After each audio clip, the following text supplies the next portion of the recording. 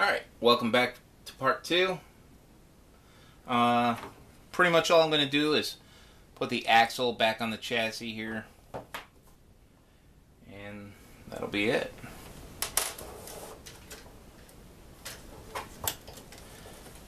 The hardest part about this, and it's not really even that hard, it's just lining up this drive shaft before you slip everything back into place. It's got to have everything in its general location. We'll just start with the center link.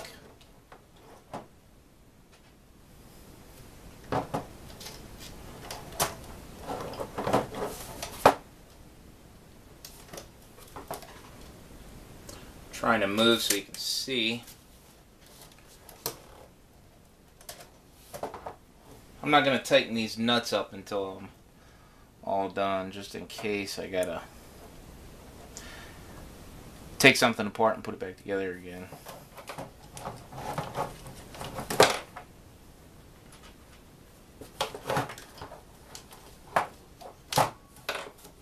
I'm going to go ahead and put this drive shaft together now.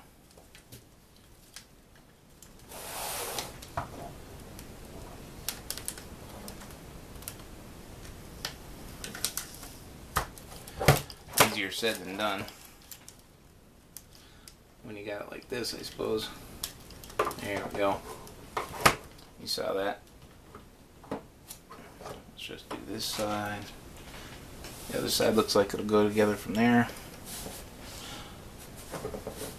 Just look at your front. If you can't remember exactly how it goes together, just look at the front.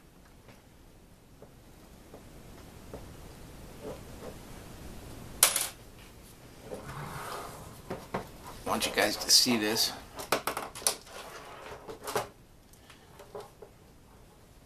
It's a little bit of a struggle.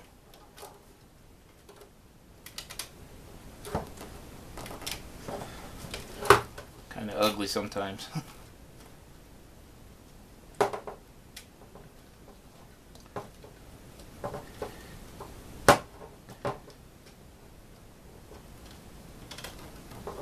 Bear with me here, it's going together now.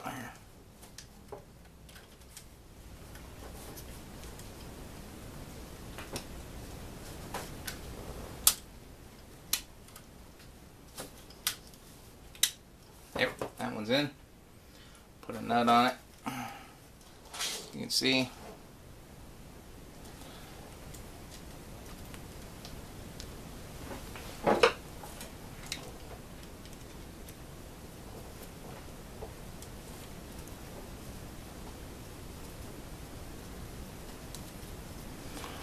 I always like to turn the screw backwards just to get it started in the threads and then turn it forward.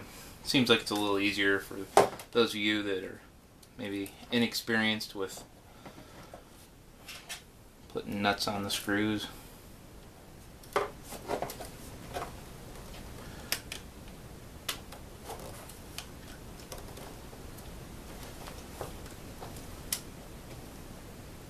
Now when I'm putting this together here, what I'm trying to do, and they don't give you much room, which is good, you want tight tolerances here. They have to be angled just right, and then what I'm doing here is I'm pulling up on the spring, trying to relieve some of the pressure or tension on there, and it should slide right on. I got that one in.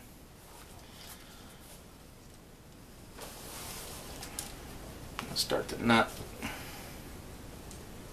What I'm doing is I'm just going to hold the nut at the end of the screw, and I'm not trying to turn the nut or anything. I'm just going to work this screw back and forth until I feel like it, until I feel the threads engage correctly, like I got the screw in the nut in the right spot, and then you'll feel it and you just screw it in. Alright, I had to stop the camera. I started to put the tire on and realized I can't put the tire on until I tighten this screw up. So I'm putting the 7/32 on there, and with the Phillips screwdriver I'm just going to tighten this up. It's only got to be snug. I mean, it's not a spaceship, so just snug them up. And they're tiny little screws. They're easy to strip out, so go easy with them. The axle housing is plastic. You don't want to tweak it and bend it. It's just, it wouldn't be good. Just until it snugs up and give it just a little extra.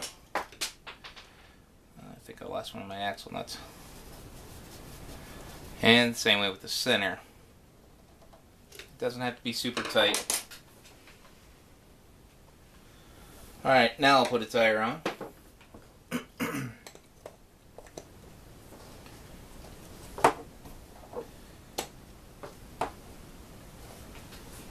Going to drop the nut into the nut driver, line it up, and you can use that same trick on this. Just work the handle backwards and then forwards until it tightens up.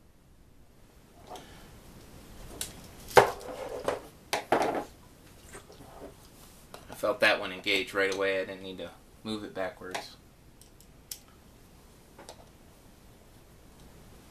Yeah, we'll just run it backwards and then tighten it up.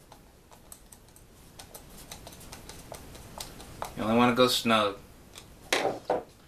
Change these pins around. Yeah, this is basically my son's car. I plan on building my own using the Maxstone parts. I've ordered some axle housings. They come with the screws, but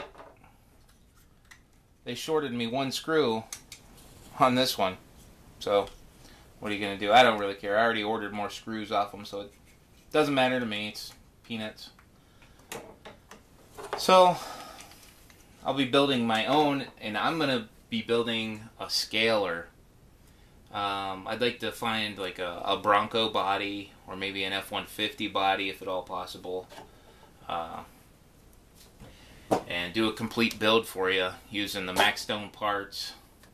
And I plan on doing four-wheel steering with mine. We may put four-wheel steering on my son's. We probably will do that probably next month.